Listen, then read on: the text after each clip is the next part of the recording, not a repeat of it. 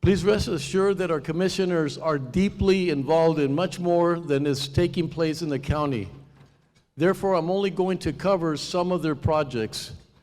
Commissioners, before I highlight some of your accomplishments, please stand to be recognized. Commissioners.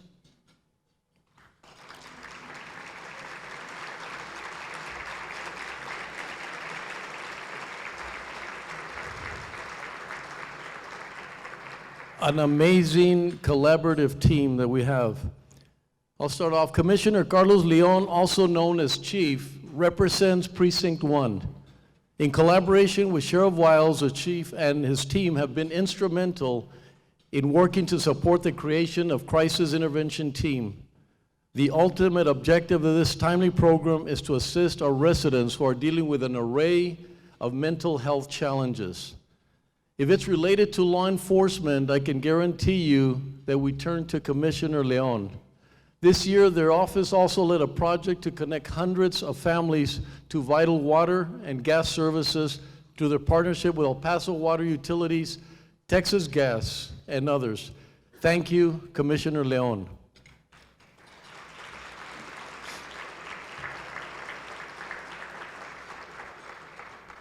Commissioner David Stout represents Precinct 2. Commissioner Stout and his team are involved in initiatives related to preserving our historic districts, working with our state delegation during a very, very tough session, healthy food initiatives, and was instrumental in the creation of a county redistricting advisory commission. Thank you, Commissioner Stout.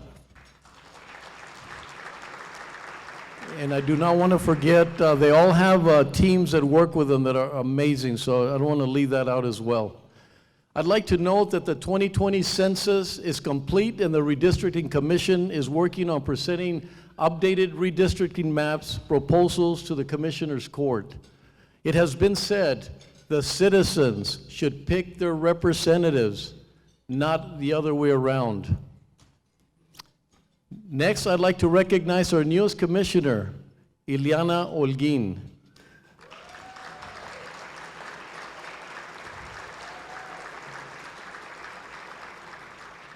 Commissioner Holguin has hit the ground running, believe me, during her first year in office.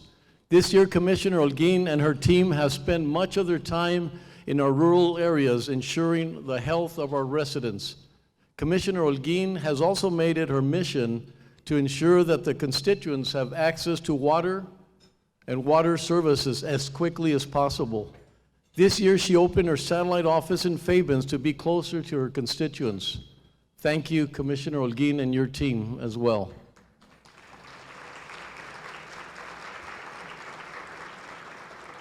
Commissioner Robinson represents Precinct 4.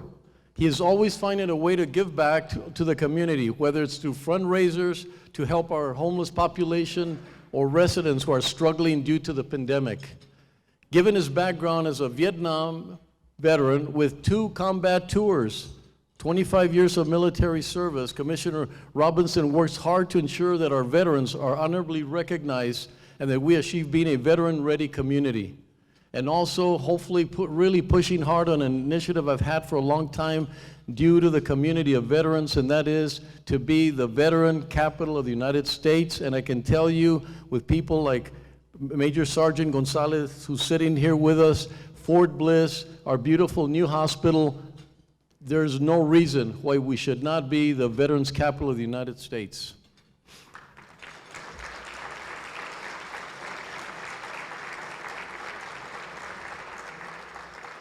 I'd like to note that Commissioner Robinson's office is leading a committee to help us celebrate, I get chills, the great political civil rights advocate, Enrique Moreno.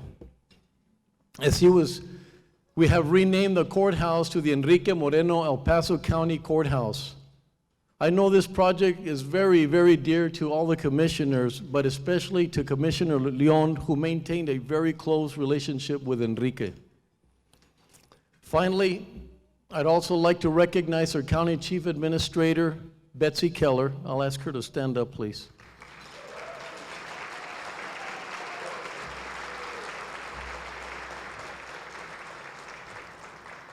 I can tell you Betsy sincerely, openly cares. Her leadership and work is exemplary, her ethics as well. I really don't know what we'd do without her, and she's got an amazing team. I'll be talking to her a little bit about that. I was hoping that in the audience we'd have Mayor Leeser, who is, he's been a great partner. Him and a lot of the representatives are actually in session right now, and we're not able to participate. But we've worked together for the greater good of our citizens, and I think that by working together, I hope that everyone here realizes that as we come together as one face and we're aligned together, we're going to do much better. And I think we're very successful. And I'll talk a little bit about how we get recognized as one of the most collaborative communities that you'll ever see anywhere in the country. Last fall, El Paso was the most dangerous hotspot in the nation, if not the world. The mayor and I and the city worked together, and we keep talking about it, and I know we're never going to give up, but we might sound like a broken record, but it's something that we really have to just keep focusing on. The pandemic in general, wearing our mask and getting our vaccine is and will be the pillar going forward. But I would be remiss if it did not take time to brag on the city and county that they're the leading state in the nation when it comes to our immunization rate. Hope that you're all very proud of that.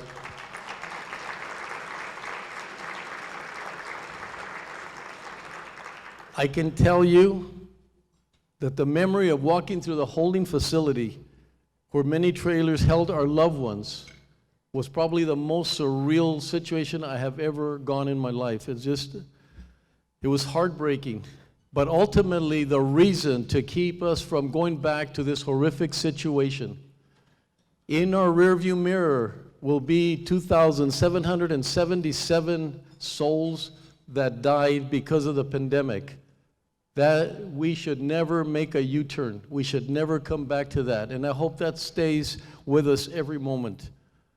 As you know, last year we made some very difficult and perhaps unpopular decisions as I prioritized life above all else. It was never about politics. It was only about saving lives. For as long as I am your county judge, I can tell you that I'll make the decisions based on the well-being of our community and nothing else.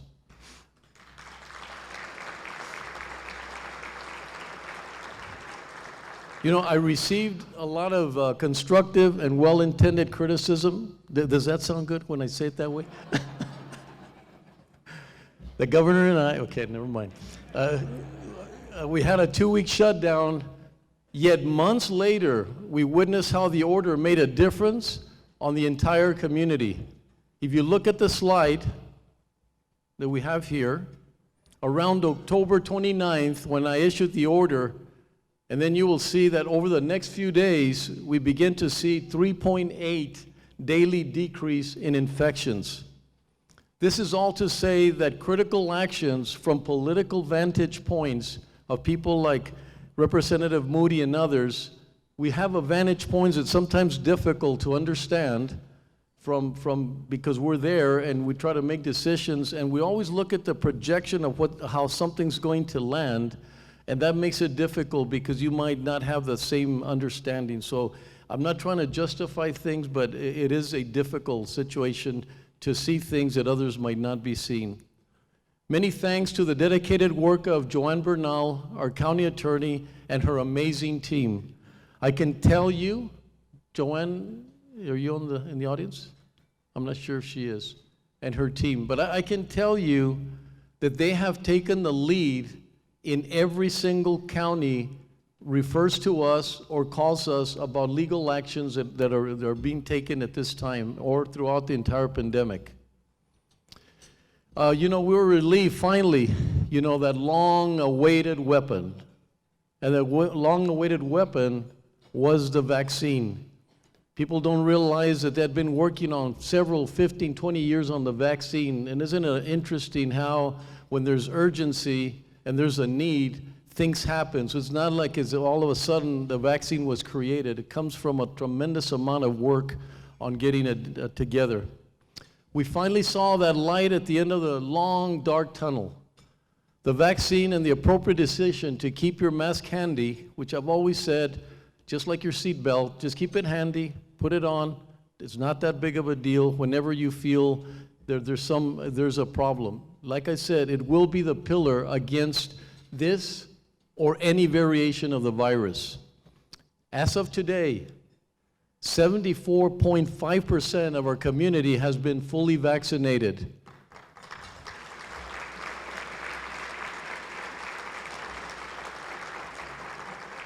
The community like I know El Paso is just so competitive, and we are so close to reaching the goal that President Biden's challenged every single community.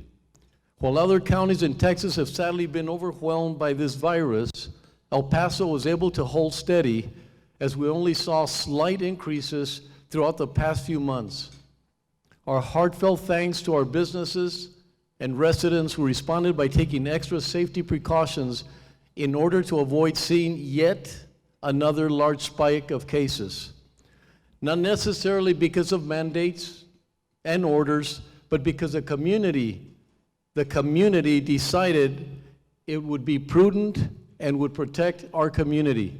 It was one of the most exciting things for me to put the orders away, mandates away, and we were continuing to use our masks. I'm hoping that because of individuals, hopefully myself, with trusting voices, that we can guide you in that direction without having to rely on someone else 600 miles from here to tell us what we should be doing.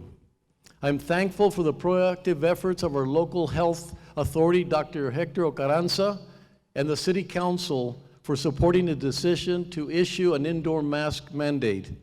We are currently waiting to see what action will be taken at the next hearing, October the 7th.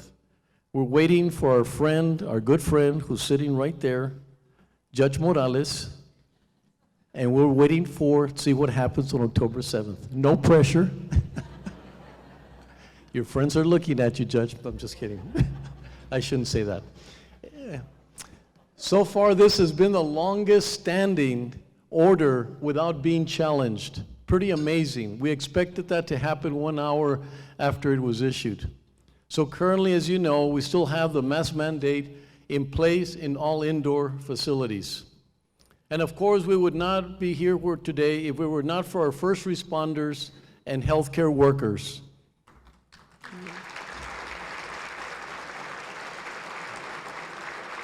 I can't begin to tell you how amazing they have been and what they've gone through.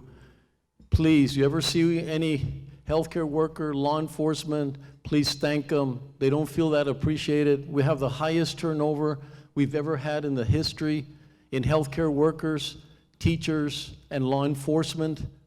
That tells you something. As a community, we need to let them know that we care for them, that they didn't do that in vain. Person I really applaud is Jacob Cintron, CEO of our University Medical Center.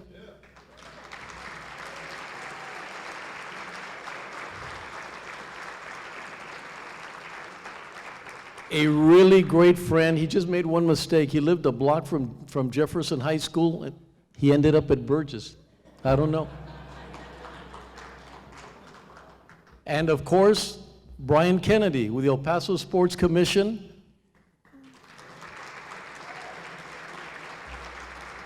For their leadership in creating a vaccine hub at our county coliseum. When I combined a logistics expert with a healthcare leader, we got one of the best vaccine sites in the country. We created one of the first hubs in Texas, and we're administering an estimated 3,000 vaccines per day. Other sites through Texas reach out to us to learn about our best practices, and also our neighbors have done very well visiting the Coliseum and trying to understand how they could do that as well. When you went to the Coliseum, you were able to quickly navigate through the Coliseum, get the vaccine, and get back to our daily routine as it should be. The fact that the vaccination process in place was so efficient and convenient was one of the reasons why we have been able to see the level of progress we now see in our community. That's where it all began, when we started feeling that we had the control of moving forward and taking the challenge upon ourselves.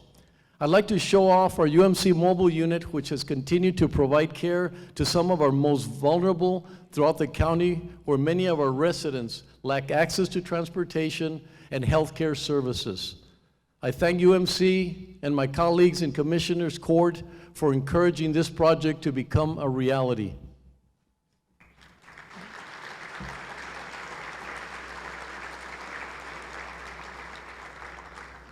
As soon as the vaccine was readily available, we made sure that our rural areas such as Montana Vista, Tornillo, Socorro, Vinton, and Canotillo had access to the vaccine. These areas had some of the most acute positive cases. I have to say, I don't know what we would have done without our County Emergency Service District number 2.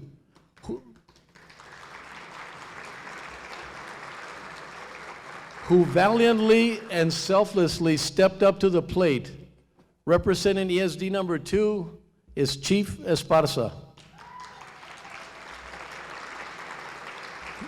Chief, you need to stand. I can't begin to tell you. Chief Esparza is the epitome of a doer. When you watch that movie, Yes Ma'am, nah, that guy goes beyond that. There's nothing that you can ask him. I don't think I've ever asked one thing where there's a no, always a yes. Chief Esparza and his team, along with my office, spearheaded the drive-through vaccine events in our rural areas this past year. I'd like to recognize my team, Nicole, Erica, and Crystal.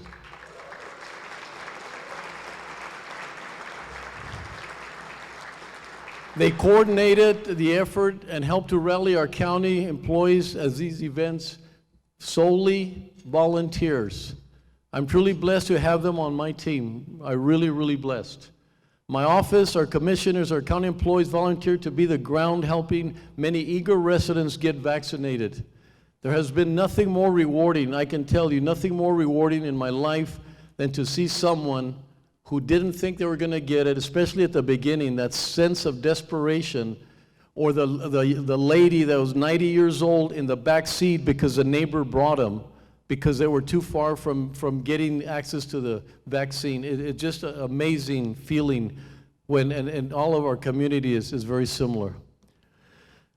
El Paso County, along with many other partners, definitely came together to get the job done. I would like to include in my accolades our special guest today, County Constable Oscar Ugarte and Constable Javier Garcia.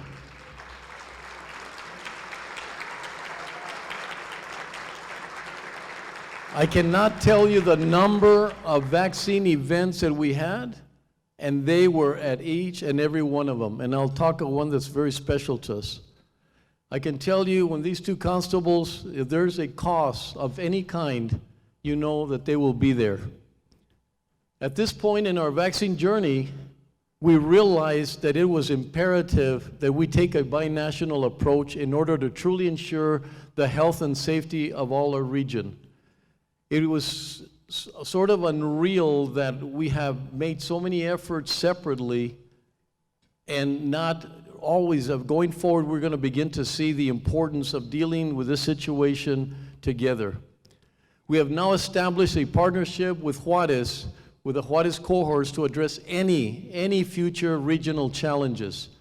Once again, with a collaborative El Paso spirit, the county worked with ESD number 2, Consul Mauricio Ibarra, UMC, CBP, Commissioner Imelda Garcia, an El Pasoan in charge of the distribution. And I can tell you, we got our fair share thanks to her.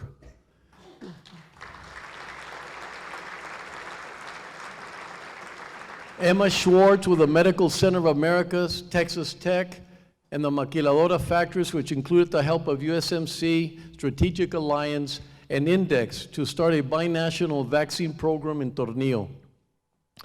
Through our unwavering partnership, we were able to vaccinate a little over 32,000 amazing maquiladora workers. This was a country at that point that was still struggling to obtain sufficient vaccine doses. We all know that what the effects are, whether our neighbors are dealing emotionally, physically, or spiritually, it affects us, and I can tell you it's the other way around as well. We have this feeling and understanding that this is a way we need to do things. We just need to make sure that we always look at that from a regional perspective. What a better way than to express what took place and to show you. Please play the video.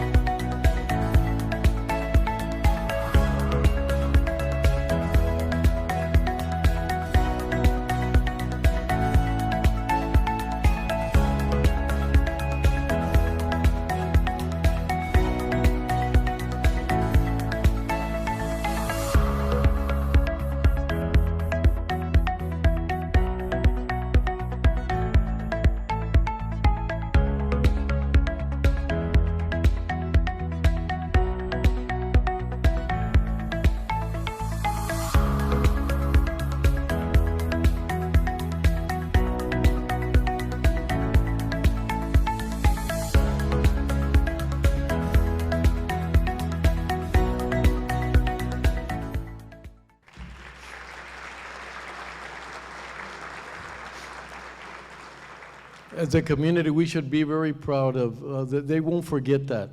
They won't forget what we try to do as a community. The age group, the people that we vaccinated, were the most challenging for us in El Paso. If you recall, the 18 to 40 was our biggest challenge, and that's the age group of the majority of maquiladora workers. I can tell you a lot of lives and collateral hardships were saved through that effort. Now I'd like to update you on how your County Commissioners Court has been financially responsible with every action taken. This year, our Budget and Fiscal Policy Department once again received the Distinguished Budget Award for fiscal year 2021 from the Government Finance Officers Association. This award is the highest form of budgeting. El Paso County held steady in spite of fiscal impacts caused by the pandemic. We closed fiscal year 2020 with a strong fund balance, and this is throughout the pandemic, which was quite amazing. Your El Paso County Commissioners Court has been very committed to holding the line for tax rate increases and have held steady for the past 4 years. This year, the El Paso County Commissioners Court adopted the no new revenue property tax rate, as the court is making every single effort to minimize the financial impact on our residents. Our many thanks to Wally Hartgrove, our budget director, and his brilliant team for guiding us through budget session this past few weeks. El Paso County quickly stepped up to provide support to businesses that were knocked off course. We created our financial assistance for safety, technology, and economic resilience, or known as FASTER, which at that point was very critical. FASTER was what we needed to do. This is a funding that was made very possible by everyone getting together and understanding, what are our challenges and what do we have to do. To date, more than 830 business owners have relied on FASTER to help keep El Pasoans employed, which included creating online presence for themselves. Throughout the pandemic, we have seen businesses become more innovative by utilizing online services to pick up groceries or get products delivered right to their homes. One of the many reasons that you'll see that we had the highest in the history, highest sales tax revenue of our community. I thank my colleagues in Commissioners Court who voted to approve $10 million in our budgeted reserves to support this program. As we look to connect businesses to this initiative, we work with the El Paso Chamber here today, the El Paso Hispanic Chamber, Lift Fund, People Fund, Workforce Solutions Borderplex, and the El Paso Community Foundation to help us identify the businesses that most needed our help at that particular time. All of these organizations helped us to make Faster Program a successful initiative that continues to make a difference for businesses such as Via Isabel Party Place, an event space in Montana Vista that found itself upended by COVID-19. We're ready to hear their encouraging testimony. We were looking at our options. We had employees that we had to lay off, which was the first thing, which was very unfortunate. They had become like family to us. They assist us here. We found Lift Fund through the EP Strong marketing that we came across.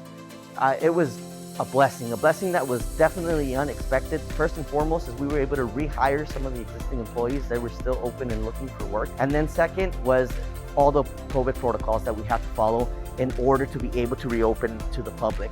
From behalf of the entire VS Event Party Place family, we would like to thank Lift Fund. We would like to thank the El Paso County. We're happy to be open again. We're accepting reservations and we are ready to party.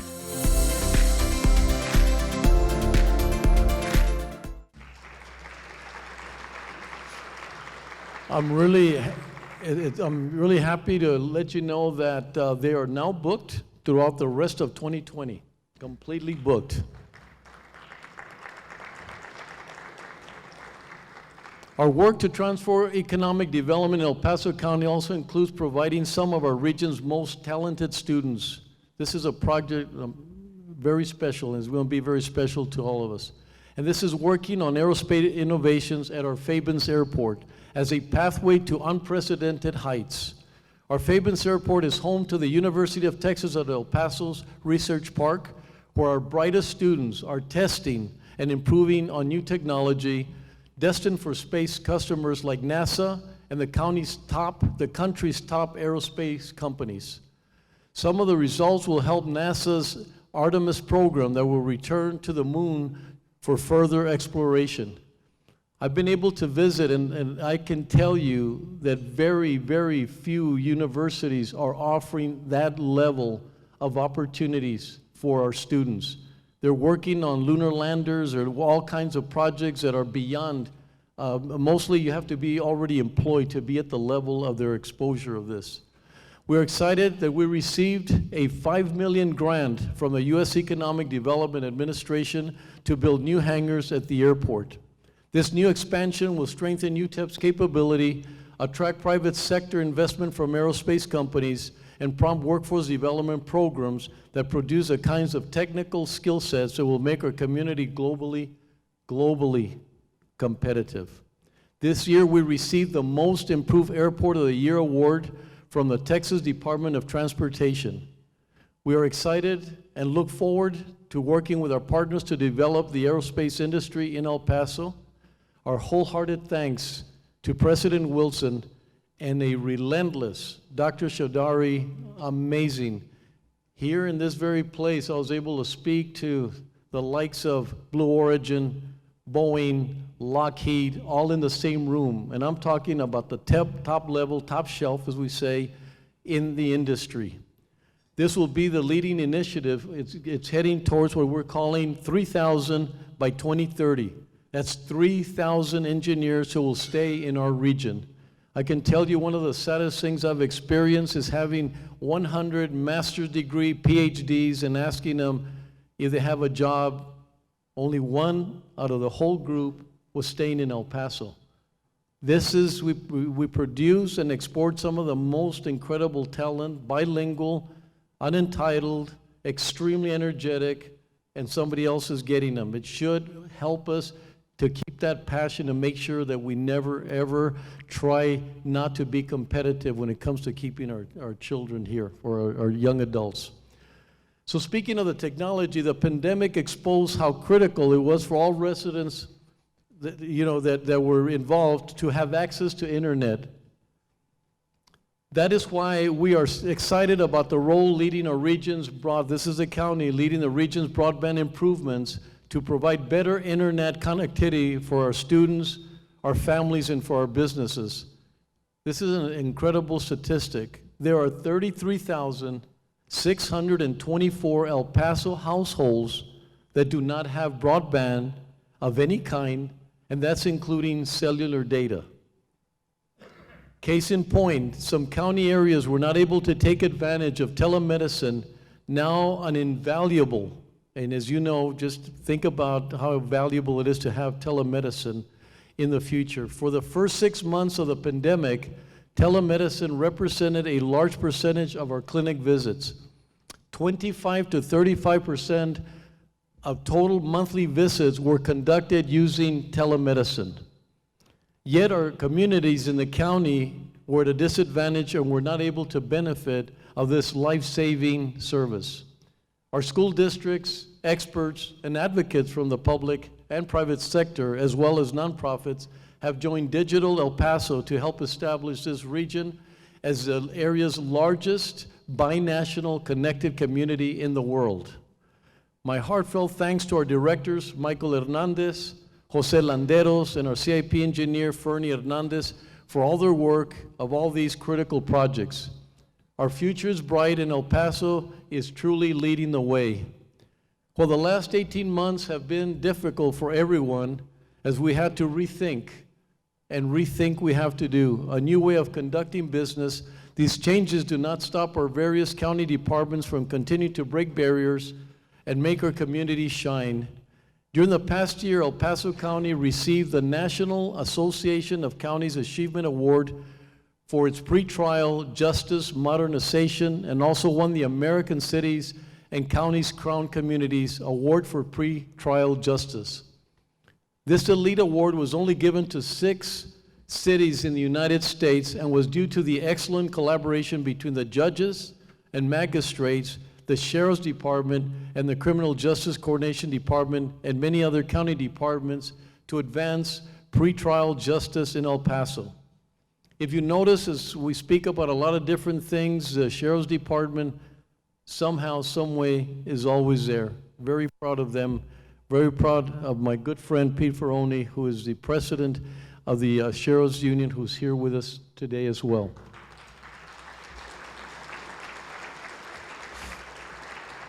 El Paso County continues to be a national leader in pretrial justice reform, as seen by these awards and the remarkable outcomes from their efforts, which have been featured in state and national events. For example, jail's misdemeanor population here in our community has seen 65% improvement in release time, while those charged with more serious felony crimes are held in jail longer. These reforms help to ensure El Paso remains one of the safest cities in the United States. Thank you, Joel Bishop, our Executive Director of Criminal Justice, Judge Chu, and of course, again, Judge Morales for leading the charge. I cannot begin to tell you, we have a meeting every Friday with law enforcement and all the immigration agencies.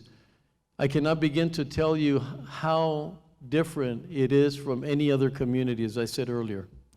So I cannot begin to express the amount of pride I have for our Public Works Department, led by Norma Rivera Palacios and her team of talented visionaries. Please.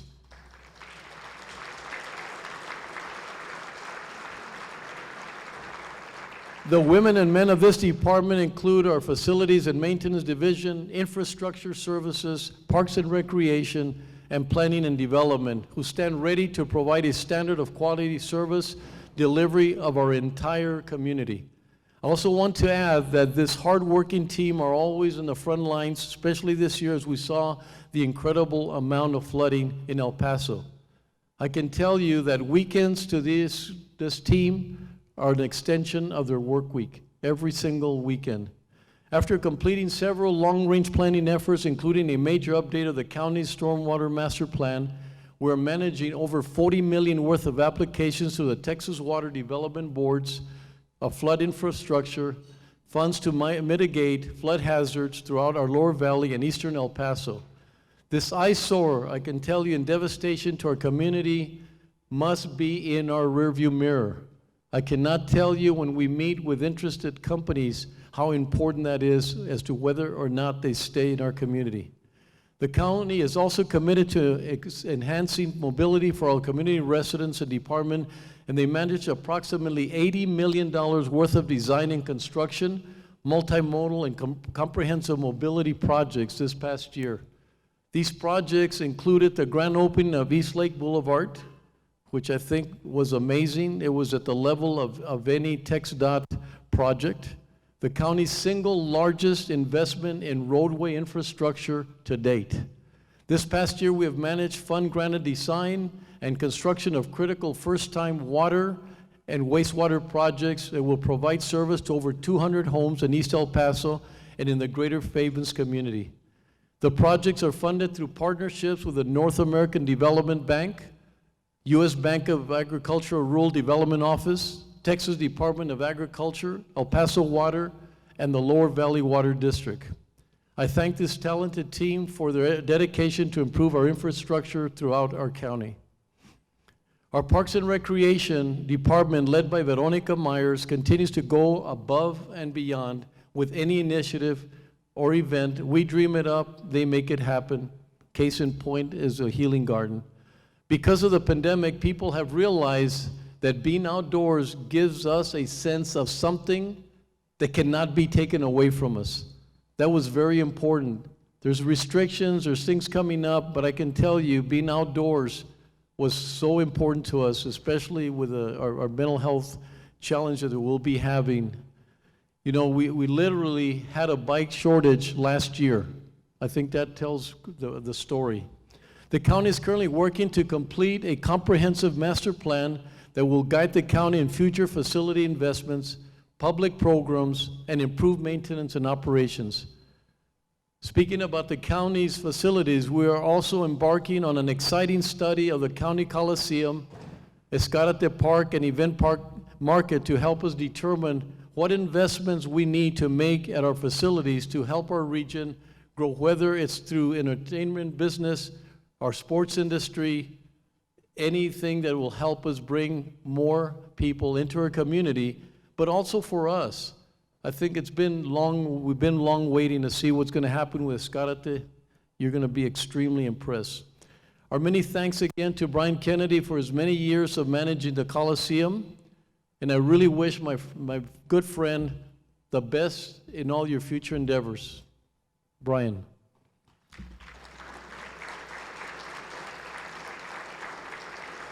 This one is very, very important to all of us, and I think you're going to be extremely excited to see this. The county is partnered with Moms on Board, led by co-founders Adrian Moody and Leila Zayden, to secure $1 million in funding from Texas Parks and Wildlife Division to build 3 all-inclusive playgrounds at Escárate Park, Gallegos Park in Canutillo, and Rissinger Park in Favens.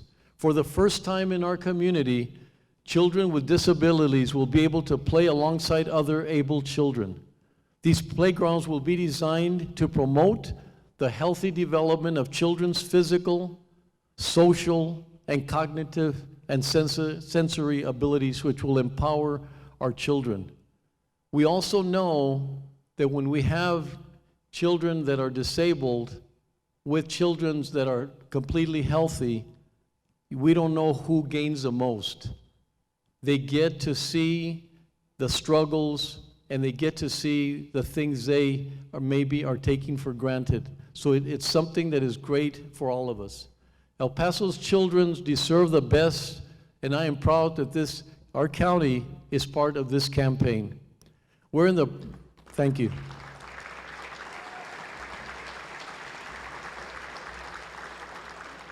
You know that when we let Western Playland go, I don't know, 2 decades ago or something like that, I always thought when it leaves, some great thing's going to happen. I mean, something's going to happen. We're ready. We were hiding it or something, but it hasn't happened. So we are in the procurement stage of the festival area or Old Western Playland, a 10-acre site to renovate what is a true multi-purpose place. You need to go to Escárate. Already, there's so many things that are coming, but already I think you'd be very impressed. Take your time, go there. This will provide recreational opportunities for large-scale festivals such as the Sun City Music Festival and other outdoor events. Finally, the county project that I have to say personally that I've had the most impact in my life was the unveiling of the Healing Garden at Escarate Park. If you have not visited the Healing Garden, I encourage you to go, sit, meditate, reflect when you have an opportunity. It is designed to make you feel as if you are being embraced when you walk into the community-driven garden. We began to work on this heartfelt initiative days after the horrible August 3rd shooting. The Healing Garden pays tribute to the 23 lives who were taken from us, but it also tells the Paso story. It really does. This past year, we worked closely with United Way and organizations throughout El Paso to organize a month of unity and healing. These activities included healing through education, physical activity, art, music, public service, and other creative events. It was incredible to have the iconic Dolores Huerta accept my invitation to be at the county's unveiling of the Healing Garden. I can tell you, in her 80s, the energy and her appreciation for the Healing Garden really revealed that we had created something in our community that was very special. It's not something that we have done, but it's something that you can go to the Healing Garden and say, it's your Healing Garden. The day I hear someone say, let's go to my Healing Garden, not mine, but your Healing Garden, I really, really think we've hit it out of the park. My quote, may this Healing Garden help us be the light that we need to make a profound difference in our community. Thank you to our partners who include JAR Construction. We've got Joey Rosales here in the audience, which was the main contributor. Tri-West Healthcare, El Paso Community Foundation, Walmart, El Paso Disposal, DB Audio, Jennifer Barr, Landscape Architect, El Paso Sports Commission, CQC Testing, and Engineering, and Tri-State, who provided the beautiful lighting. We should all be proud to be part of this great community. We know how to come together. We have been through so much. We have overcome a terrible mass shooting, a deadly pandemic, and we have still been able to handle the influx of almost 280,000 refugees from all parts of the world. As you know, our latest is the Afghans that are here they're going to be treated with the most respect. I can guarantee you this is the best community. They will not be staying, but I can tell you they'll sense who we are. The El Paso community and the entire region is truly remarkable. There are so many organizations I want to recognize and so many more initiatives I'd like to share with you, but I'm glad I was able to share a preview of our county story with you here today. I hope that the community has gained confidence to know that together El Paso can handle any crisis that comes our way. Please be safe as we continue to navigate through a new normal during this unprecedented times. Once again, please join me in thanking all of our unsung heroes by a sincere round of applause.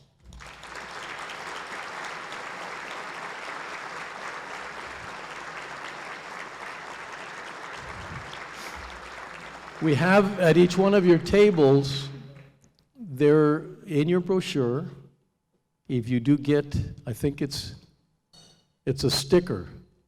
So the sticker represents that you can keep the centerpiece that you have in front of you.